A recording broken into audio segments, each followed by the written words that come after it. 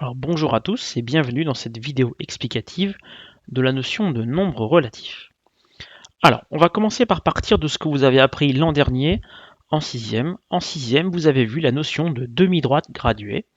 Donc la demi-droite ayant pour origine le point ici d'abscisse 0, les graduations qui vous donnent l'unité de la droite graduée. Chaque graduation est associée à un nombre et ici tout au bout à droite, vous avez une flèche qui indique le sens croissant. Donc vous avez ici une flèche au bout à droite, à noter qu'il n'y en a pas ici au bout à gauche.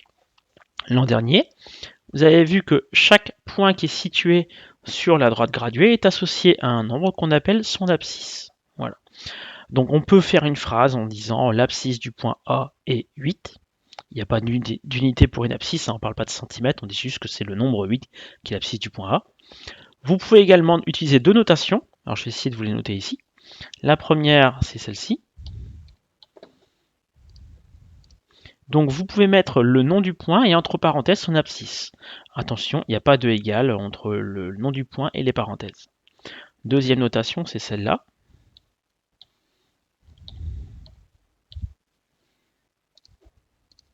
Voilà, donc le x qui veut dire abscisse 2. Ensuite, normalement plus petit en bas à droite, en indice, on a le nom du point qui est A égale 8. Ça veut dire l'abscisse du point A égale 8.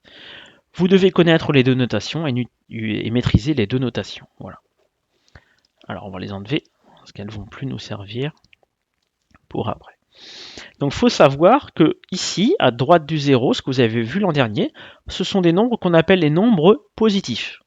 Les nombres positifs peuvent potentiellement être écrits avec un signe plus devant, voilà, mais ce signe plus n'est pas obligatoire. Les nombres positifs, ce sont les nombres qui sont supérieurs à 0. Et bien de la même manière qu'on a des nombres supérieurs à 0, plus grands que 0, nous avons des nombres plus petits que 0, inférieurs à 0, c'est ce qu'on appelle les nombres négatifs. Donc les nombres négatifs, eux, sont situés sur la gauche au niveau de notre droite graduée par rapport au 0. Eux, on les note avec un signe moins devant, et ce signe moins est obligatoire, contrairement au signe plus, qui lui n'était pas obligatoire. On a donc ici à droite du 0, 0 inclus, l'ensemble des nombres positifs. À gauche du 0, 0 inclus, l'ensemble des nombres négatifs. Et les nombres positifs et les nombres négatifs forment un grand ensemble qu'on appelle les nombres relatifs. Voilà. Alors ça part à l'infini vers la droite, ça part bien sûr à l'infini vers la gauche. Donc les nombres relatifs, c'est un ensemble qui est composé des nombres négatifs et des nombres positifs. Et le seul nombre qui est à la fois positif et négatif, il n'y en a qu'un, c'est lui, c'est le 0, il n'y en a pas d'autre. Voilà, sachant cela, il y a du vocabulaire à connaître.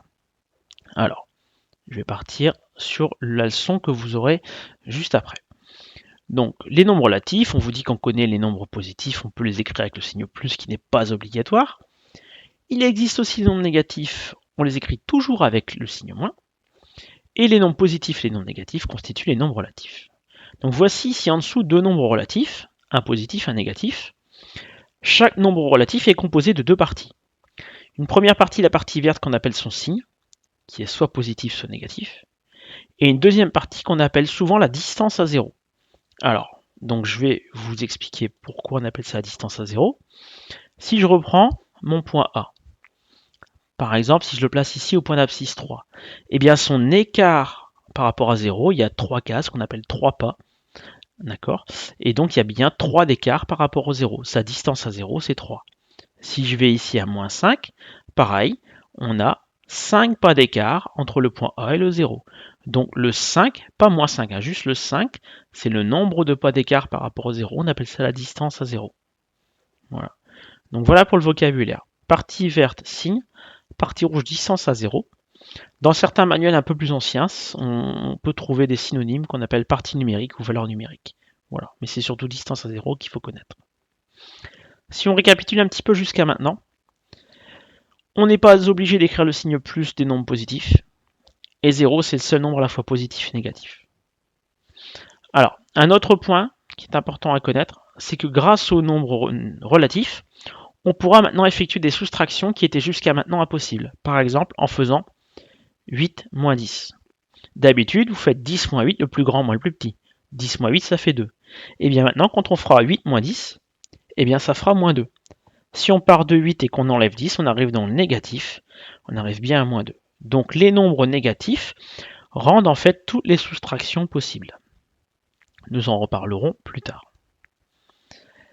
Alors, je reviens un petit peu aussi sur la partie du cours qui parle sur la notion d'abscisse.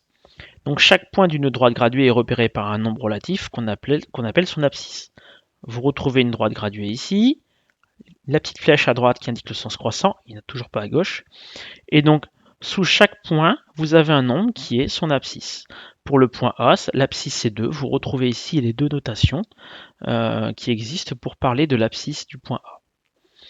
Alors, si je repars sur ma droite graduée, j'ai mon point A ici qui est à moins 5, je vais aller créer un point B, ici à 5. Donc, moins 5 et 5, ce sont deux nombres relatifs qui ont un point commun. Ils ont la même distance à 0. Les deux distances à 0 font 5. Par contre, il y a un négatif et un positif. Donc, ils ont la même distance à 0, mais ils n'ont pas le même signe.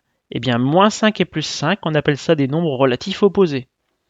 Dans votre leçon, on vous dit que deux nombres relatifs sont dits opposés s'ils ont la même distance à 0, mais des signes différents. Par exemple, moins 2 et plus 2.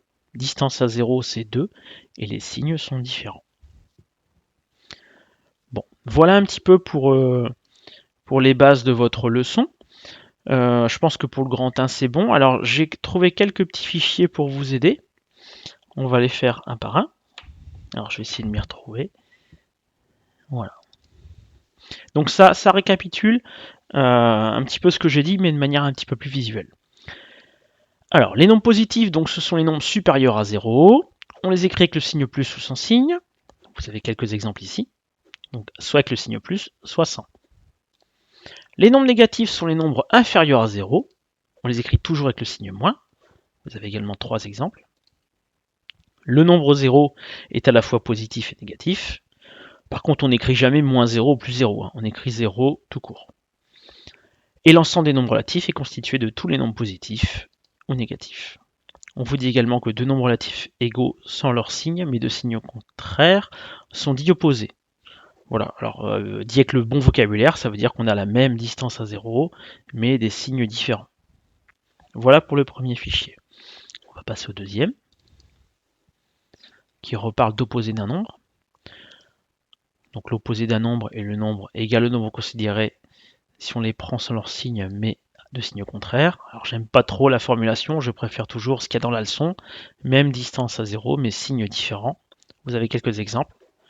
L'opposé de moins 7, c'est plus 7, et donc l'opposé de plus 7, c'est moins 7. L'opposé de plus 13, c'est moins 13, l'opposé de moins 13, c'est plus 13, etc. etc. Alors pareil, hein, l'opposé de moins 0,015, c'est plus 0,015, mais on n'est pas forcément obligé de mettre le plus. Alors, on continue.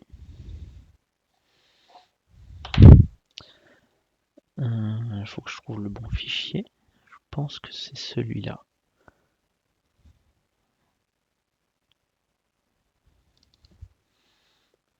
Oui, pour compléter les graduations d'un axe.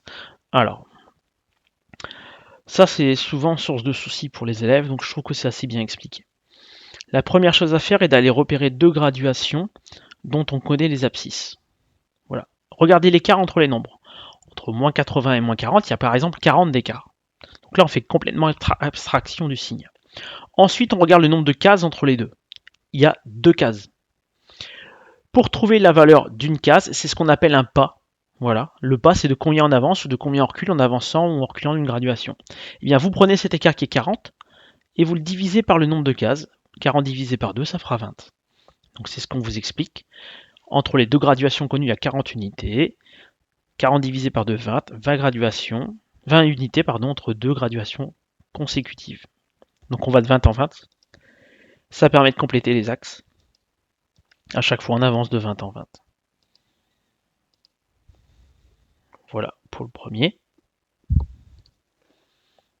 Fichier suivant. Alors, les abscisses d'un point, graduation entière. Par exemple, le point A. Voilà, vous pouvez mettre la vidéo en pause si vous voulez chercher par vous-même. Ensuite, c'est expliqué. Donc, la procédure. On observe l'écart entre deux graduations principales. Donc, par exemple, entre moins 30 et moins 20, il y a 10 d'écart. On compte le nombre de cases, il y en a 10. 10 divisé par 10,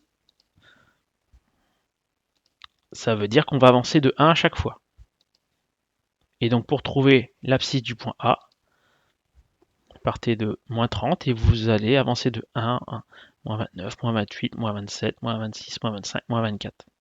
On aurait très bien pu partir de moins 20 et reculer de 1 à chaque fois, moins 21, moins 22, moins 23, moins 24. Ça marche également. Alors on va le relancer avec un cas un peu plus compliqué. Ici entre 100 et 200, il y a 100 d'écart. 10 cases. 100 divisé par 10, ça fait 10. Donc on va de 10 en 10 au niveau du pas. Voilà, 100 unités. Pour 10 cases, on va donc de 10 en 10. Position du point A, on part de 100, 110, 120, 130, 140. On aurait également pu partir de 200 pour arriver jusqu'à 140. Un petit dernier pour la route. Voilà, donc là pareil, vous observez entre moins 4400 et moins 4300, il y a 100 d'écart pour 10 cases.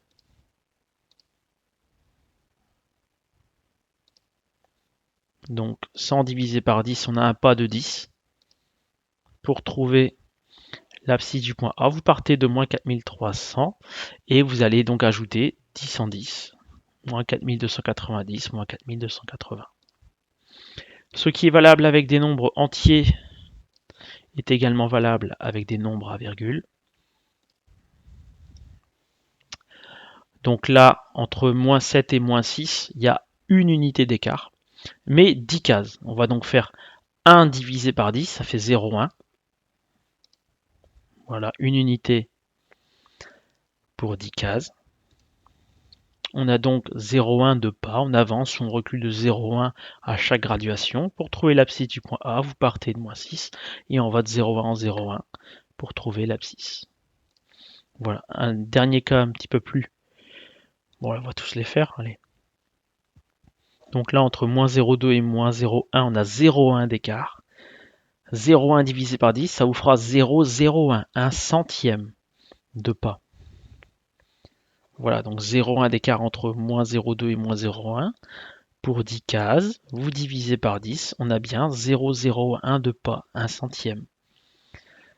Donc là, pour trouver l'abscisse du point A, il faut imaginer que moins 0,2 c'est moins 0,20 et moins 0,1 c'est moins 0,10. Voilà, donc juste avant moins 0,20, moins 0,19, moins 0,18, etc. Pareil, on aurait pu partir de moins 0,1 qui est moins 0,10, faire moins 0,11, moins 0,12, moins 0,13, moins 0,14. Un petit dernier. Alors, l'écart, cette fois-ci, de 0,01 entre deux graduations principales. Pour 10 cases, on divise par 10, ça nous fait ici 0,001 pour le pas, un millième. Donc pour trouver la position, alors il faut imaginer qu'ici on a moins 7,180, moins 7,190, moins 7,200. Et donc vous allez de 0,01 en 0,01 pour trouver l'abscisse du point A. Voilà, j'espère que cette vidéo vous aide à mieux comprendre les bases sur les nombres relatifs ainsi que le vocabulaire. Voilà, rendez-vous dans une prochaine vidéo sur les nombres relatifs. À bientôt!